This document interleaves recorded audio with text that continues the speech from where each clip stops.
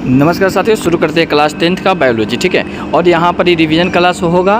और दूसरी बात, यह सिर्फ VVI क्वेश्चंस का होगा। ठीक है, तो हम लोग शुरू करते हैं और जितना भी लंबा बन जाए आप लोग रोज़ जुड़िए। और सिर्फ VVI क्वेश्चंस यहाँ पर 2 नंबरिया होगा। ठीक है, 5 नंबरिया, अगर 2 नंबरिया आपको याद रहता है तो 5 नंबरिया भी आपका बन ही जाता है। ठीक है, चलिए यहाँ से शुरू करते हैं। क्या है कि पादप हार्मोन किसे कहते हैं ना। हार्मोन पहले इस पे पढ़ते हैं। पादप जैसे पौधे, पादप मतलब क्या होता है? पौधा। पौधा में कुछ रासायनिक पदार्थों की वृद्धि होती है, ये उनकी गतिविधियों को नियंत्रित समन्वय करते हैं, वे ही रासायनिक पादप हार्मोन कहलाते हैं। यहाँ पे इसको याद रखिएगा। उसके बाद देखिए, प्रकाश अनुवर्तन और गुरुत्वाकर्षण में क्या अंतर होता है? प्रकाश अनुवर्तन में पौधे के शीर्ष प्रकाश की दिशा में अग्रसर होते हैं, इसे प्रकाश अनुवर्तन कहा जाता है। जब गुरुत्वाकर्षण पौधे के जड़ गुरुत्वाकर्षण की दिशा में अग्रसर होते हैं, इसे गुरुत्वाकर्षण कहते हैं। ठीक है, इसे याद रखना है आपको। चलिए आगे देखते हैं।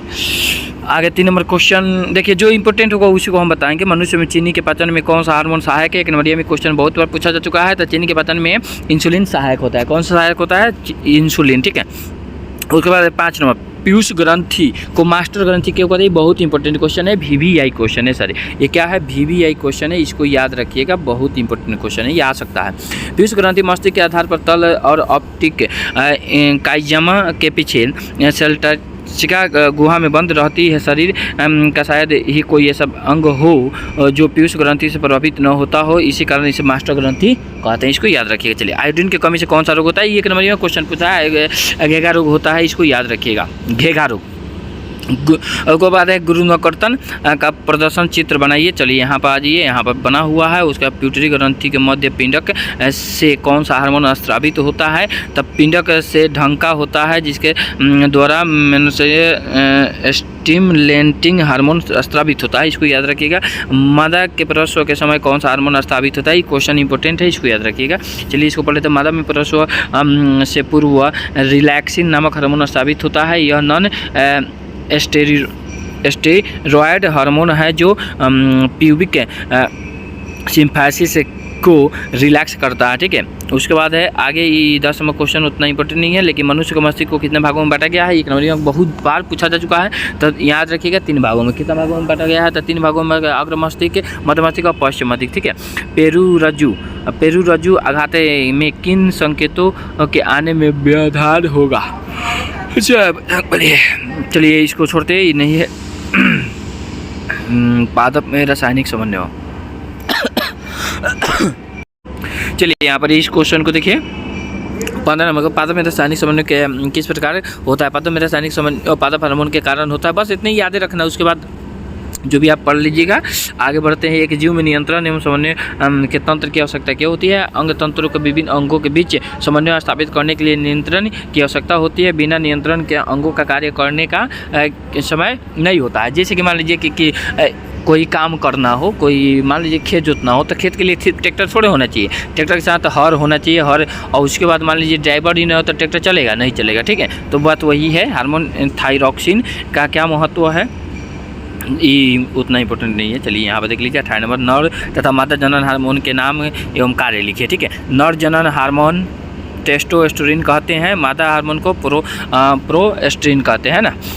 इसको एंड्रोजन और एस्ट्रोजन कहते हैं। इसको याद रखिएगा। उसके कार्य के लिए हार्मोन के निर्माण में सहायक होना, द्वितीय जनन लक्षण को नियंत्रित करना, गर्भावस्था में होने वाली क्रियाओं में सहायक होना। ठीक है, जंतु में रासायनिक समन्वय कैसे होता है? तो जैसे पादप वैसे ही रासायनिक समन्वय, जैसे कि अंग तंत्र के विभिन्न अंगों के बीच समन्वय स्थापित करने के लिए नियंत्रण की आवश्यकता होती है। बिना नियंत्रण के अंगों के कार्य करने, ठीक है, का समय एक नहीं होता है एवं वे व्यवस्थित ढंग से अपने कार्य का संपादन नहीं कर सकेंगे। इसलिए वो के विभिन्न अंगों का, अंग तंत्रों का समन्वय एवं नियंत्रण उनके विभिन्न कार्यों के कुशल संचालन के लिए आवश्यक होता है। ठीक है, जिबरेलिन्स के मुख्य, चलिए इसको छोड़िए, साइटोकाइनिन के प्रमुख। चलिए ये क्वेश्चन इंपॉर्टेंट है, इसको देख लीजिएगा। साइटोकाइनिन के प्रमुख, साइटोकाइनिन के काइलिन एक पादप हार्मोन में जिनके मुख्य कारण है कोशिका द्रव्यों का विभाजन। ठीक है, कोशिका द्रव्यों का विभाजन किसके? साइटोकाइनिन के द्वारा। ठीक है, बीज की प्राप्ति को खत्म कर उसकी अंगरण को प्रोत्साहित करता है। पौधे की पत्तियों को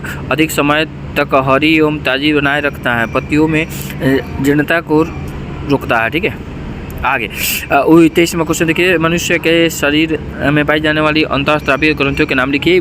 बहुत बार पूछा जा चुका है क्वेश्चन, और इसको देखते हैं। मनुष्य के शरीर में पाई जाने वाली अंतःस्रावी ग्रंथियाँ निम्नलिखित है: पिट्यूटरी ग्रंथि, थायराइड ग्रंथि, पैराथायरॉयड, एड्रिनल ग्रंथि, अग्नाशय की लहंस की दीपिकाएँ, जनरल ग्रंथि अंडाशय व वृषण। ठीक है। साइटोकाइनिन कोशिका विभाजन, ये उतना इंपॉर्टेंट नहीं है। आयोडीन नमक है ना, आयोडीन युक्त नमक लेने से की सलाह क्यों दी जाती है, इसको याद रखिएगा। ये बहुत इंपॉर्टेंट क्वेश्चन है, बस पूछे या ना पूछे पर इंपॉर्टेंट क्वेश्चन है। थायराइड ग्रंथि के द्वारा थायरोक्सिन नामक हार्मोन का स्त्राव होता है। थायरोक्सिन के विश्लेषण के लिए आयोडीन का होना आवश्यक है। यह कार्बोहाइड्रेट, प्रोटीन तथा वसा के समन्वय उपापचय को नियंत्रित करता है। याद करते चलना है। वृद्धि नियंत्रक पदार्थ किसे कहते हैं? वृद्धि नियंत्रक पदार्थ किसे कहते हैं? जो पदार्थ बहुत अल्प मात्रा में स्थापित होकर विसरण के द्वारा पौधों के विभिन्न अंगों में पहुंच जाते हैं, है ना, वे उनकी वृद्धि एवं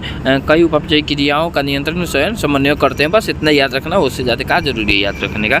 उसके बाद चलिए आगे देखते हैं। यहाँ पर प्रतिवर्ती तंत्रिका ऊतक कैसा क्रिया है। चलिए 29वां क्वेश्चन इंपॉर्टेंट है। तंत्रिका ऊतक कैसा तंत्रिका, मनुष्य में केंद्रीय तंत्रिका तंत्र बहुत विकसित होता है। इसमें मस्तिष्क, मेरुरज्जु तथा संबंधित तंत्रिकाएं होती है। ठीक है, आगे देखते हैं। चलिए, मनुष्य में कौन सी ग्रंथि है जिससे एंजाइम तथा हार्मोन दोनों स्रावित होते हैं? हाँ, इंपॉर्टेंट क्वेश्चन है, इसको देख लीजिएगा। अग्नाशय एक ऐसी ग्रंथि है, अग्नाशय एक ऐसी ग्रंथि, याद कर लीजिएगा इसको। अग्नाशय जिससे एंजाइम तथा हार्मोन दोनों स्रावित होते हैं। एक नंबर ये भी क्वेश्चन बहुत बार पूछा सकता है, जा चुका है। ठीक है, आगे बढ़िए। अरे कहाँ चलो बोला हो मर्दवा है ने आओ। हाँ, ये वाला पूछता है, ये फोटो हुआ ना, ये फोटो का पूछता है। दीर्घोत्तरीय आ गया क्या? दीर्घोत्तरीय आ गया सर। ठीक है, देखिए यहाँ तक जो था 2 नंबरिया था। ठीक है, अगर ये PDF चाहिए, आपका फुल PDF चाहिए, तो आप हमारे पास से हमारा एक नंबर ले लीजिए। उस पर आप क्या कीजिएगा, सिर्फ वहाँ पर आएगा 7091699480। ठीक है, इस पर आप व्हाट्सअप कीजिएगा, आपको पूरा PDF आपके व्हाट्सअप नंबर पर भेज दिया जाएगा। तब मिलते हैं नेक्स्ट क्लास में, जब तक के लिए जय हिंद।